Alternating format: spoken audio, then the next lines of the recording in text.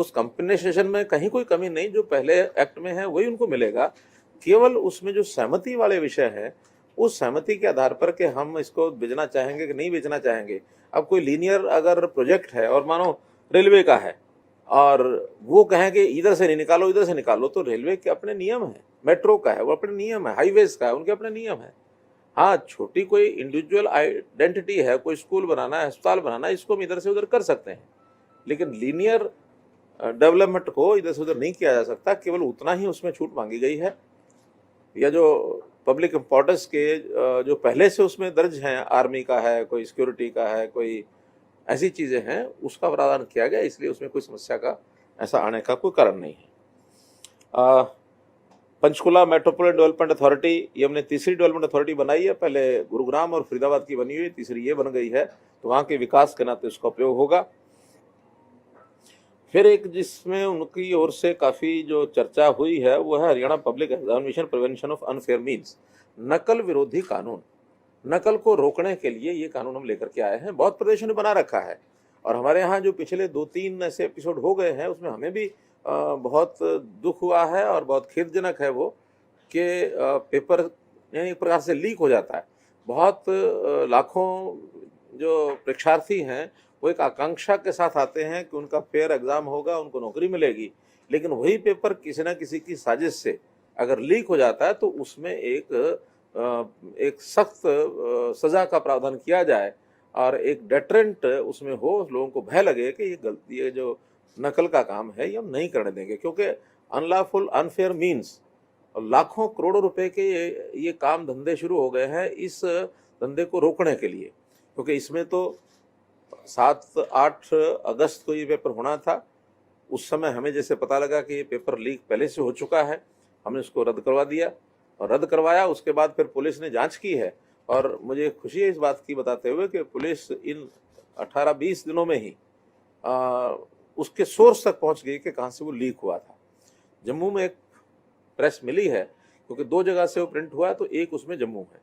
तो जम्मू का जो लीकेज हुआ वहाँ से वो पेन ड्राइव निकली, जिसने पेन ड्राइव निकाली है बाहर वो भी पकड़ा गया है। उसने 5 लाख रुपए में दूसरे आदमी को दी, उसने आगे 10 लाख में दी, उसने आगे तीसरे को 20 लाख में दी। वो पहुँचते पहुँचते वो पेन ड्राइव हरियाणा में 1 करोड़ रुपए तक जाके बिकी है। और ये एक गैंग है पूरा, जिसके अंदर हमने 26 या 28 लोग गिरफ्तार किए हैं। कैथल पुलिस स्टेशन में ये दर्ज है मामला। तो हमारी पुलिस कोऑर्डिनेटिव वे में सब हरियाणा के जिन जिन स्थानों के ऊपर ये सब पहुंचा है उन सबको पकड़ लिया है।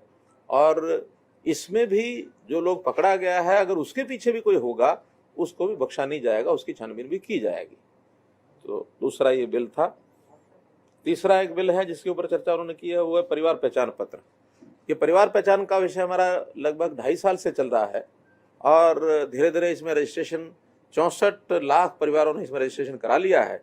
लेकिन ये बड़ा प्रोजेक्ट है, इसलिए इसके ऊपर लेजिस्लेशन लाना ये हमें लगा ये उचित है। कल को कहीं कोई इसका एतराज़ ना हो जाए, कोई इसको चैलेंज ना करे।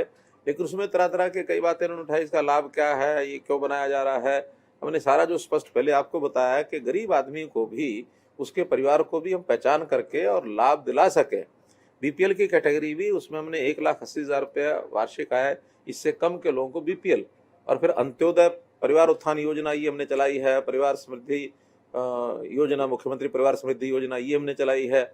और वो सारा डाटा उसी में से मिलेगा कि कौन पात्र व्यक्ति है, कौन अपात्र है, कौन डिजर्विंग है, कौन नॉन डिजर्विंग है। क्योंकि आज हमको लगता है बहुत सी ऐसी स्कीमें केंद्र की और प्रदेश की, नॉन डिजर्विंग आदमी, अपात्र लोग वो ले लेते हैं और जो पात्र तक पहुंचने में भी कठिनाई होती है, वहां तक पहुंच नहीं पाते, या हमने जो सीमित बजट किया हुआ होता है उस बजट के कारण से उन लोगों तक पहुंचते पहुंचते धन खत्म हो जाता है, कम हो जाता है, उसमें फिर हमें रोकना पड़ता है। लेकिन अब हम तय करेंगे कि जो अंत्योदय है, अंतिम व्यक्ति है, उसका एक सीनियोरिटी जो बनेगी वो उसकी इनकम के हिसाब से बनेगी।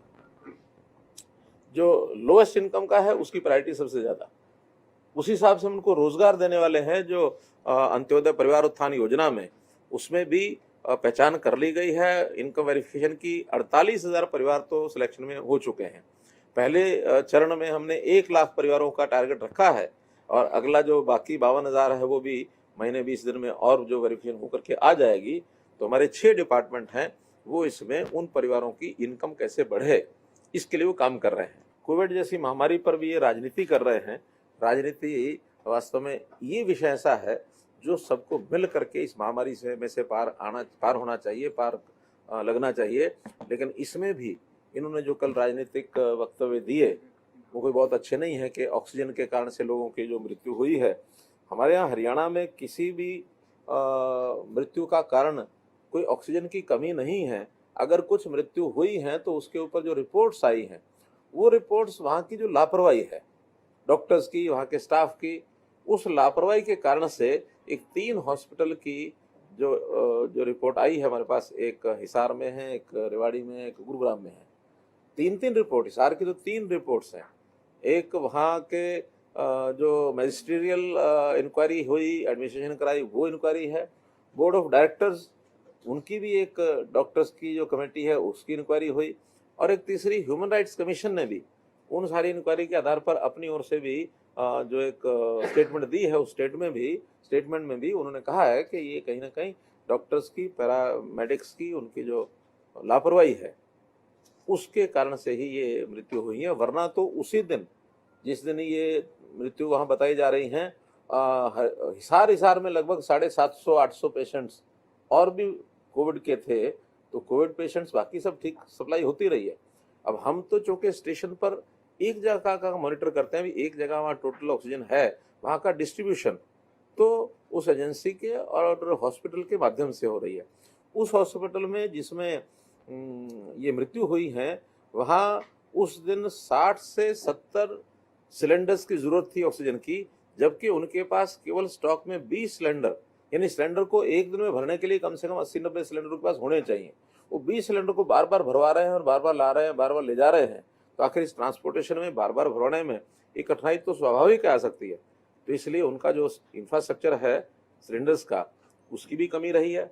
और रात के समय जब ये घटनाएं हुई हैं, उस समय उन्होंने जो ऑन कॉल डॉक्टर्स होते हैं इमरजेंसी में, उन लोगों को भी बुलाया नहीं गया, जिसके कारण से ये चीज़ें उनके कंट्रोल से बाहर निकली हैं।